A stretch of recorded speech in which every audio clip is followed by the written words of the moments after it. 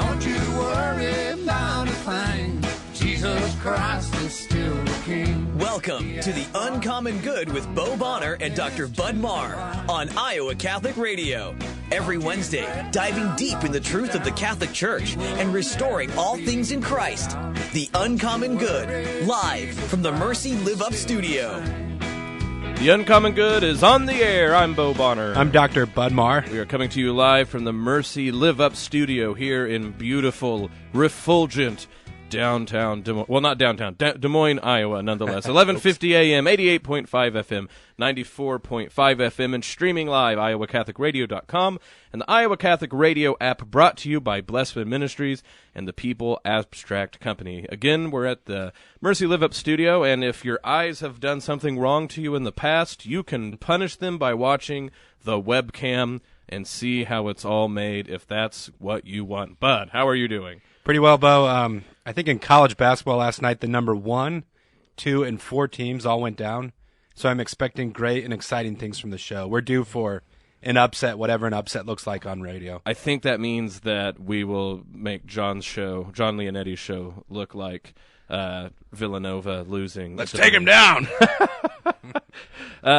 We are underwritten, as always, by Mercy College of Health Sciences, where Bud and I have the great privilege to work. We have a few things going on. One real quick, the Faith and Healing series is coming up soon, February 9th at 6 p.m. Sister Patricia Talone. We would love to have you out there. You can go register at mchs.edu/faith and healing. But Bud, also some other exciting news happened. Yeah, recently. I was talking to Dr. Bob Locke, who heads up our Allied Health Department, and he was telling me that we recently purchased a new ultrasound machine and are in the process of getting another. What's cool about this is that Mercy is going to work in tandem with the medical center, so there's going to be this collaboration going on. Our students are going to get great experience over there. The hospital is going to be able to use some of the equipment that we've bought, I should say. Yeah. But the diagnostic medical sonography program, I know Adrian St. Clair, who does the teaching over there. It's really a great opportunity for people in central Iowa who are interested in pursuing that sort of career. Yep, mchs.edu, and you can see all the different programs that we've got going for you. The other person that underwrites our show, Cartridge World, we don't want to go too far and introduce him today, because one of the neat things we're doing on today's show, the last segment, we're going to actually get to talk with him in studio, so that should be a lot of fun. Joe Jerome, we're glad to have him in, underwritten by Cartridge World. Bud, what do we have lined up for people today? So today we have Grant Kaplan, who's Associate Professor of Systematic Theology at St. Louis University. He also had the quote-unquote joy of having me in class, so he maybe has some material, that he could blackmail me with or share with our listeners.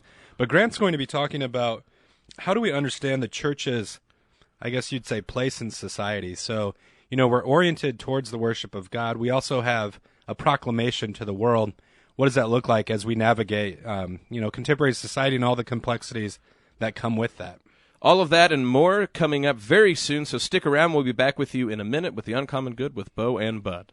Hey friends, John Leonetti here, morning show host on Iowa Catholic Radio, inviting all men of Iowa to join me at Faith for the Journey Catholic Men's Conference. Join hundreds of other men in learning to be men of faith and be inspired to be an intentional Catholic. The men's conference is Saturday, March 25th at St. Francis of Assisi Catholic Church in West Des Moines. Register online by going to iowacatholicradio.com. Friends, together we can build faith-filled families and reclaim your role as men of God. iowacatholicradio.com. Thank you to Mercy College of Health Sciences, downtown Des Moines, for underwriting our show, The Uncommon Good, with me, Bo Bonner. And I'm Bud Marr. A degree from Mercy College provides endless possibilities. Students have access to patients with complex medical conditions, state-of-the-art medical facilities, highly motivated healthcare professionals, and classroom professors that transform them into servant leaders. You can start the programs in fall, spring, or summer. There are endless possibilities available online at mchs.edu/kwky.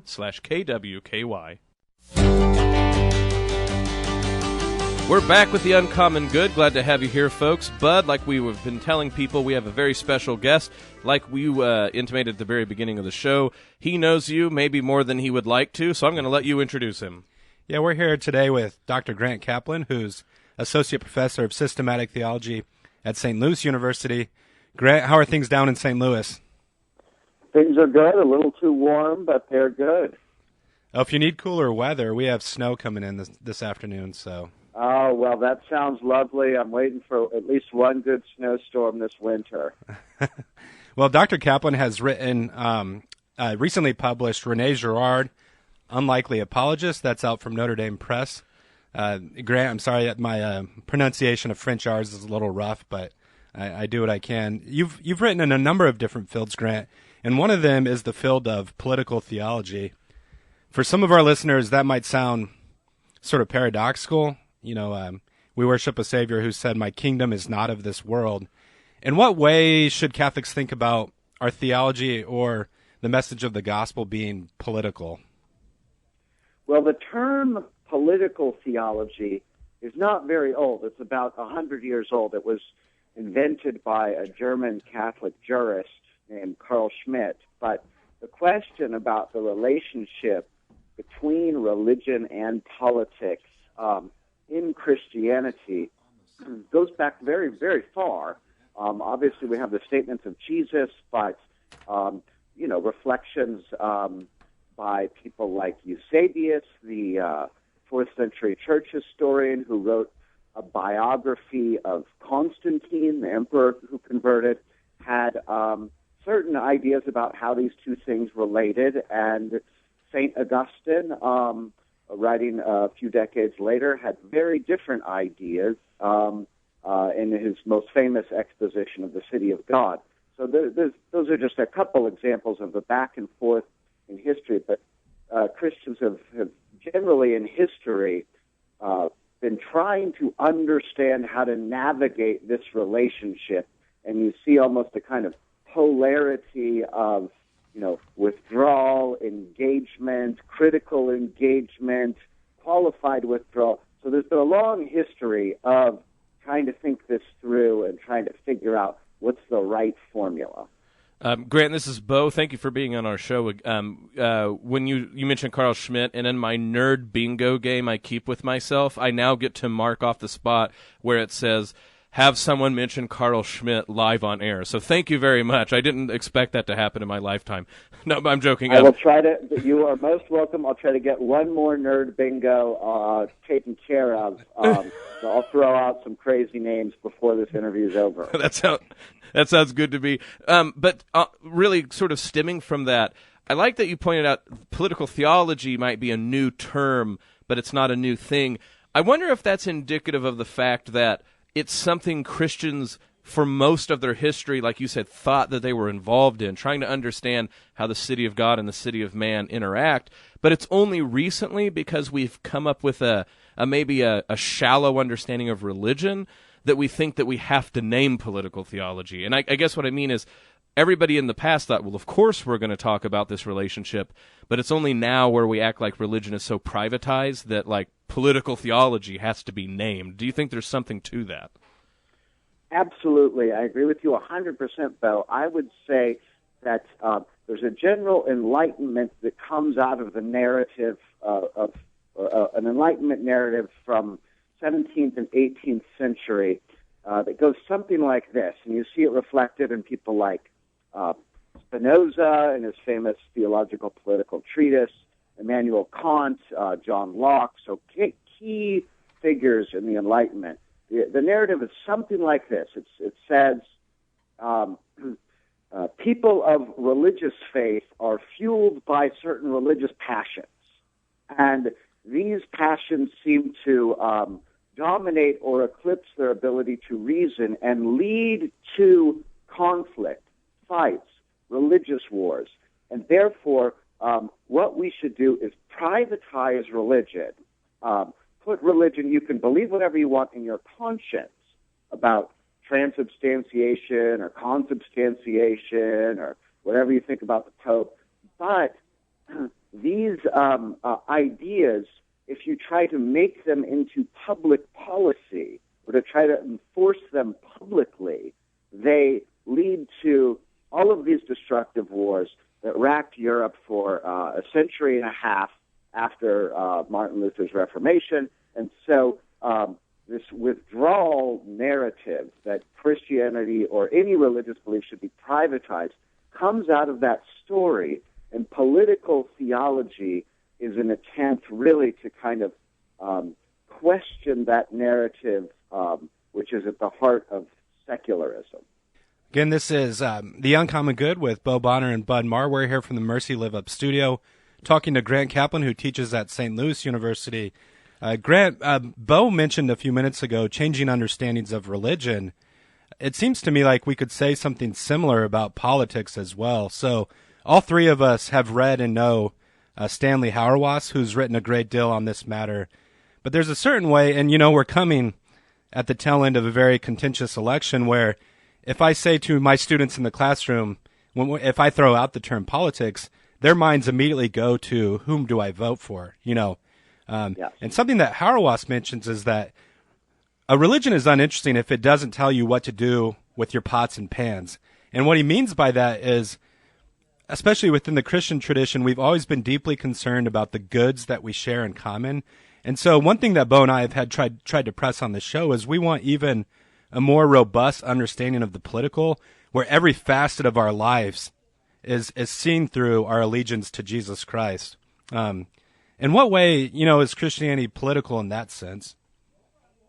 Well, it's incredibly political. The church itself is a public body. People in a public event proclaim their allegiance to Jesus. There's no idea that we should necessarily profess the creed like at home is part of our bedtime prayers or something. The creed is professed publicly in church before other people. So the Christian body is necessarily a visible body. For Catholics especially, what ties us together is not the fact that we believe all the same things in our head, although common belief is, of course, central. That's why we say the creed. But that we are connected physically through our bodies, especially through the celebration of the Eucharist, which for Catholics is the source and summit of the Christian life. So we're connected bodily with each other. We're marked openly, publicly through baptism and nuptial arrangements, so that, again, we don't allow for private vows with marriage. We insist that this is a public thing that's declared publicly. So, yeah, there is an undeniable, unequivocal public element to the Christian faith. So, Grant, I made a joke on Facebook that I was going to bring up sauerkraut, and now I'm actually going to do it to show that people I'm that sort of person. I made a joke on Facebook where I was like, and now for my most controversial view of the evening, sauerkraut is much better than lettuce. And I'm willing to fight people on that one, but the point that I'm making with this is when we talk about politics or religion, we act like the real meat of the matter is some choice we make. But in doing so, we make it like that politics and religion are like what toothpaste I choose, or am I a Coke or Pepsi man, or like what car do I put my allegiance to? And so I think it's funny that, if you could imagine the same sort of fight between whether sauerkraut or lettuce are better, or this party or that one, or this religion or that one, that there's a bigger narrative that subsumed all of those things, and that's this idea of choice and consumerism. And I think what you were saying with the public vows aspect is that there's a deeper understanding about allegiance that is not so easily seen as just, I like A, you like B, we can't be friends sort of deal. Yes. Yeah, no, that's definitely true. We have this notion of sort of lifestyle preferences. This is what you see on social media, or this is what you see, in a way, it's a sort of ruse by companies and branding where they want people's allegiance to be tied to something totally meaningless, right?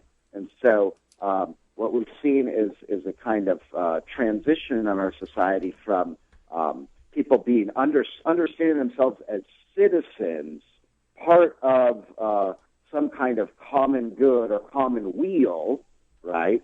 Commonwealth, to consumers, which is basically that we are fundamentally non-political, and that the choices what mark us are are basically things that we buy. And I think for Christians, it's especially imperative not to understand ourselves this way because we have an identity that's given us by Christ through the church, most especially. That's great, Grant. Something that I've been wrestling with recently is in conversations with some Catholic friends, I sense among some a sort of anxiety about specifically the United States. And what I have in mind here is that, in the Catholic tradition, patriotism is described as a natural virtue. And so those of us living here, we have this kind of natural concern for our country. And yet some Catholics or some Christians maybe feel like we're being de-Christianized, and there's a certain anxiety around that. The Pope Emeritus, Benedict XVI, he talked about this idea that Catholics in the near future might be a creative minority. And when you hear that term, creative minority, it can sound as a kind of withdrawal. You mentioned earlier, like this sort of navigating withdrawal versus engagement. What do you think Pope Benedict had in mind when he described Catholics as perhaps a creative minority and used that in a positive sense? Well, I think it's very hard for Americans to get their mind around the idea of being a creative minority because basically we're used to winning, we're used to being bigger than other people. And for American Christians, it's especially hard because the movement, the sort of earthquake, the tremors that we're feeling about, sort of Christians, we're almost entering a post-Christian society. Those tremors are what Europeans have been dealing with for multiple decades. So they're more used to it, and I think the way I interpret what he means by creative minority is instead of thinking we have the numbers, we have all the people, we just need to mobilize and win by electing politicians who support Christian policies X, Y, and Z, and who think that, whatever, Corpus Christi processions and all this stuff are really great, and it will, in fact, be something that the whole town rallies around. I think what he means is that we will come to understand ourselves as not necessarily having the majority public opinion or being an overwhelming public force that is in a clear majority. And already there are countries in Europe that will likely have more people going to a mosque on Friday per capita than who go to a church on Sunday. So we're already at that tipping point in some places. And so I think he means that we will need to find creative ways to engage the public sphere, engage that public court of opinion with arguments, with public demonstrations, with all kinds of things that show the distinctive quality of Christianity that marks us publicly. So that sounds all very vague, but that's my sense of what he means there. Well, Grant, it's been great talking to you, and the thing is you leave us on a tantalizing note because it'd be wonderful to talk for like 30 more minutes on exactly what you're talking about. But I do think that leaves our listeners with a very interesting seed of thought about in the coming times we can be anxious, but that there's something for us to do even those times of anxiety. So Dr. Grant Kaplan, Associate Professor at St. Louis University, Systematic Theology, thank you for joining our show. We have, if you are really interested in René Girard, he just put out a book by Notre Dame Press. Is there anything else you'd want to plug real quick, Grant, before we let you off the air? Sure. There's a nice little piece on political theology and the importance of celibacy, mandatory clerical celibacy for that in First Thing. So if you just type my name in First Things, you'll see an article about Johann Adam Muller and political theology that would appertain to this topic. Well, thank you so much Thanks, for Grant. joining us. We're going to have you on again. God bless. Thanks again, Grant. Stick around, everybody. We'll be back in a minute with the Uncommon Good. Announcing the new Iowa Catholic Radio app. That's right. You can download the new free radio app onto your smartphone or your tablet. Listen anywhere, anytime. Start your day and end your day listening to God-centered radio.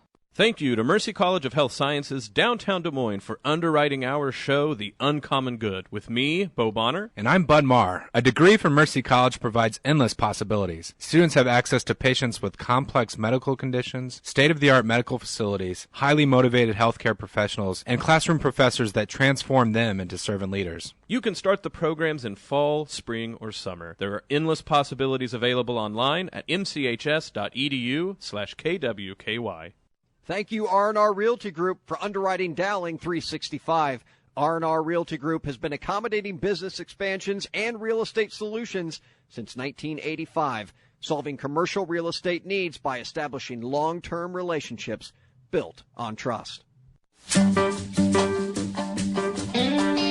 We are back with the Uncommon Good, Bo Bonner and Bud Marr. We have with us a special guest in studio today, Joe Jerome, owner of Cartridge World here in Des Moines, and underwriter of our show. Joe, thank you for coming into the studio today. Good to see you guys. Thank you for having me. Well, I think it's great that you could swing on by and talk to us with this last segment. So the first question, of course, we have is we want people to know what exactly Cartridge World is all about. Like I said, we're really grateful that you underwrite our show, but what can people expect interacting with Cartridge World here in Des Moines? Absolutely. We've been in business for 10 years. My background is in healthcare sales and marketing. Had always wanted to start my own business. 10 years ago, about the time that my oldest child was getting ready to go to high school, and we wanted to send them to Dowling, we thought, okay, how can we create a little bit more revenue for the family? So researched it. Came up with a way to help small businesses with their printing expenses. And 10 years later, what started out as just kind of a part-time gig has become full-time. We've developed relationships with 400 plus businesses in and around Des Moines, Hy-Vee, Come and Go, and it's for the last 6 years it's been my full-time job. So we're pretty proud of being able to help small businesses locally with reduce their costs. Wonderful. Joe, I've had the pleasure of getting to know some of your background. You're cradle Catholic, right? Yes. Been practicing the faith for quite a while. How do you see, the practice of your faith with also being in the business world? What's that like for you? Yeah, that's a good question. We try to be good stewards. We try to be as involved as we can in the community. We're very proud of our sponsorship of Iowa Catholic Radio, which has been a great resource for my wife Marilyn and I through the years and raising our kids and the various different programming. So we, as I said before, I'm really proud that we're able to help small businesses. Mm-hmm. Small business. We when we started, we were on the verge of one of the worst recessions in our economy in 2006, 7, 8, and we were able to help some businesses kind of manage through that, survive, navigate through some difficult times, and so that's a big part of it. We try through our small business ownership to try to help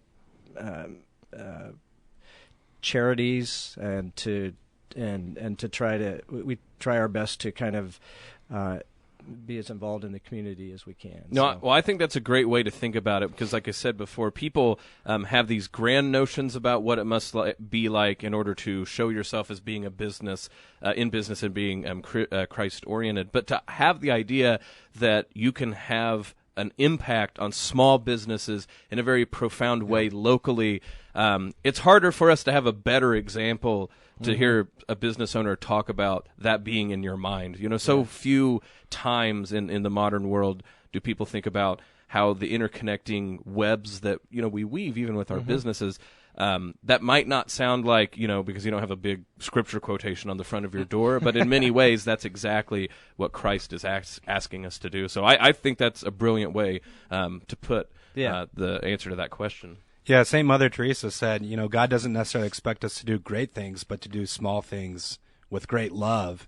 And, sometimes I know in my own life, I look for that next great project to tackle, where really faithfulness starts with the kind of issues that you're confronted with each day, whether that's in your family life or in the business world, whatever it happens to be. Yeah, that's right. That's well said. It's in the little things. It's in how we represent ourselves to our community and to our customers. So. Well, the only thing that, the only real moral question that we have now is, as a KU fan, are you okay with the fact that it seems like refs don't think you have to abide by the rules of traveling? Now, is this going to help my business prospects, or is this going to be? We're not asking you to trash, Iowa State basketball. Yeah, no, we're asking you to trash Kansas State basketball, and I don't that's see. Right.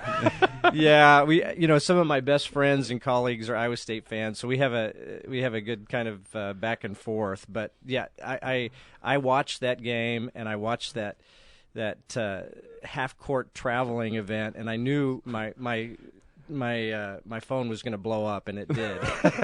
All of my friends called and said, "What is the deal with that?" That's even bad for KU. So we can confirm this morning that Joe Jerome is not a spy recruiter for Bill Self.